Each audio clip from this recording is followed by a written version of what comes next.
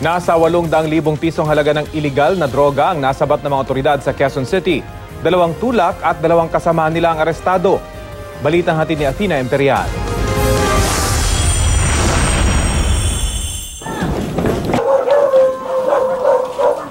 Hinalughog ng Quezon City Drug Enforcement Unit at SWAT ang ilang bahay sa Feria Street, Barangay Old Balara sa Quezon City mag-aalas 4 ng hapon kahapon.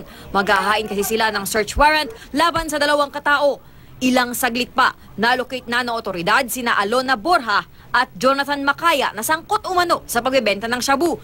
Nakuha umano kay Macaya ang 45 kalibre ng baril, live ammunition at humigit kumulang 50 gramo ng shabu. Mahigit 100 gramo naman ng shabu ang nakuha sa bahay na tinutuluyan ni Borja. Sa kabuuan, kulang-kulang 800,000 pesos ang halaga ng shabung na-recover ng otoridad sa mga suspect. Talagang mga pusher sila.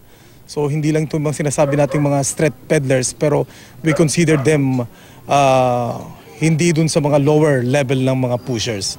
Arestado rin sila Joselito Calamyong na tagaluto raw ng pagkain sa bahay ni Borja at si May German, live-in partner ni Macaya. Pareho silang aminadong drug user. Hindi naman na itinanggi ni na Macaya at Borja ang pagtutulak ng shabu. Magkano niyo binibenta yon? Meron pong 5, merong 100.